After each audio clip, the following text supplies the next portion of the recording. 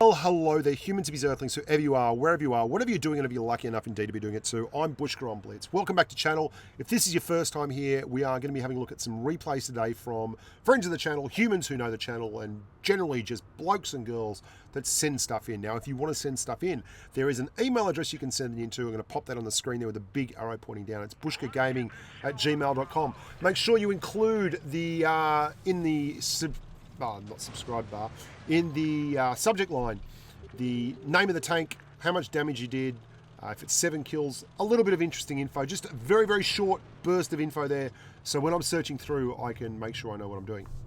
Today's video is on light tanks. We're going to have a look at some really interesting light tank play, and light tanks are great. There's a lot of spanking, a lot of running around, trying not to get wrecked. It's all good fun and giggle, and you can see this is Winged Nico in the AMX 1375. Now, Winged Nico is right up against this. This is a tier 9 game on Himmelsdorf, which is as unfriendly a scenario as you could possibly get for a wee little French tank that's got no armor and not a massive hit point pool. Certainly not a big hit point pool for a tier 9 game, 1250. And Winged Nico is going to have his wits about him to do well here. The 1375 doesn't get talked about a lot, but I really like it. Now, some people don't agree with me. It got nerfed a little bit, and it did bring it back to earth a touch, but anything that's a light tank that has a decent clip out potential generally can be manufactured into something cool. Now, the second video you're going to see is a funny one because it's wing nut, right nut, and left nut, okay? Two idiots in T49s. And I'm going to put that up in split screen, which should be a bit of giggle. Great work there from Winged Nico, clipping out that IS-5. Very, very well done. And he's moving onwards and upwards. He's front-lining this thing. He's absolutely at the front. But because Himmelsdorf has these big mounds all over the place, he can kind of disappear and reappear at will. The Infidel in the AMX 5120 takes out the IS-3 there, and Winged Nico's actually looking pretty strong. Now, this isn't like a 5,000 damage game. The reason I'm showing this is because a lot of people complain about this map, me included. And yet I've seen so many games in this map that aren't really that terrible for mediums and light tanks. The key seems to be all about product placement. You've got to get that little number of yours in the right place. And it really does help to treat it as a frontline tank that just basically feeds off the other frontline tanks. So you want to farm off their hit point pool. So you saw Winged Nico did that on the big VK4502, and then the IS-5, and then the IS-3. He was looking for opportunities to put shots in, but he wasn't tanking the shots. He wasn't looking for bounces. He wasn't looking for, side hugging and all that. That's your last resort. You want to be running this tank as a light tank on this map as an auxiliary gun to the big dogs. Now, it is getting pretty tense here. There's 3 reds left. The 5120 takes out 1 more, which means if Winged Nico can sneak around here and punish this RU251 for joining the wrong team at the start of the game, there we go. He's now just got to get through a very, very healthy, great bit of driving that. Absolutely clutch bit of driving. He got through the and continues onwards and just says, you know what, buddy, look after yourself over there. I'm gonna go have a think about life and do a full reload in this direction, reset my camo, and then come at you like a screaming banshee out of the sun where you cannot see where I am. Really nice drive, that. Really good. This is when you get through all the other bits and pieces and you just have to start being good. That's what Winged Nico is doing here. He's really doing very, very well, dodging the debris, keeping his eyes peeled.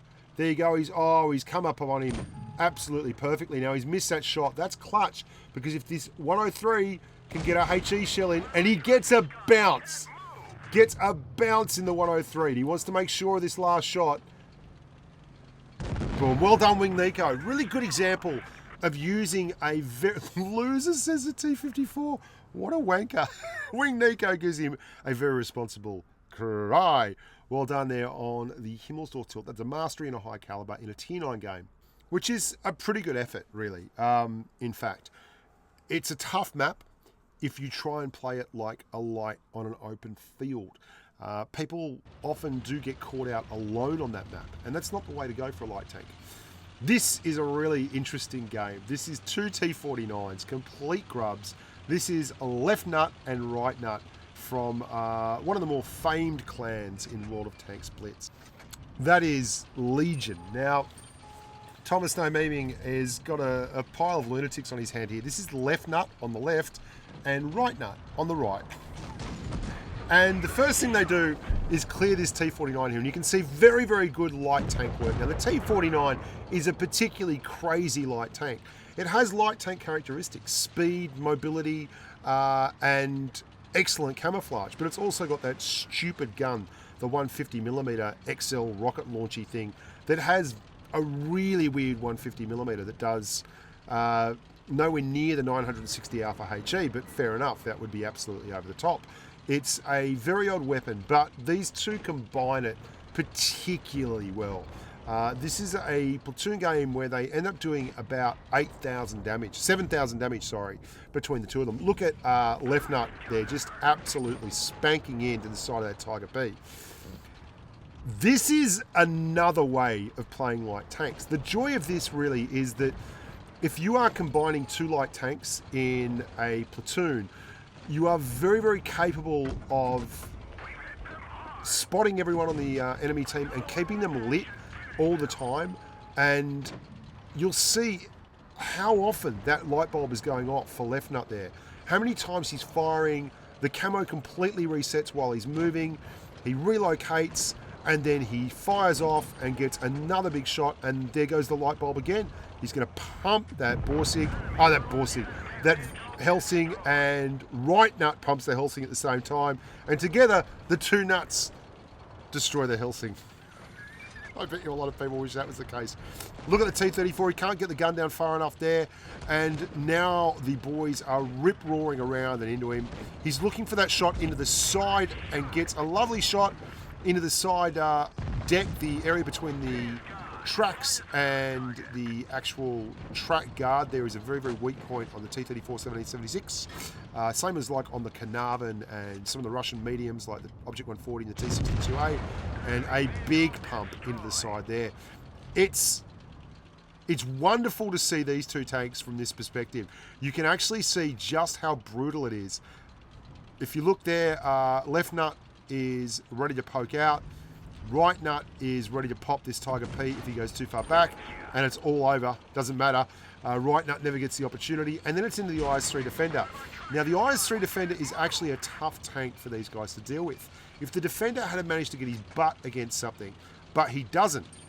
So he's bounced one.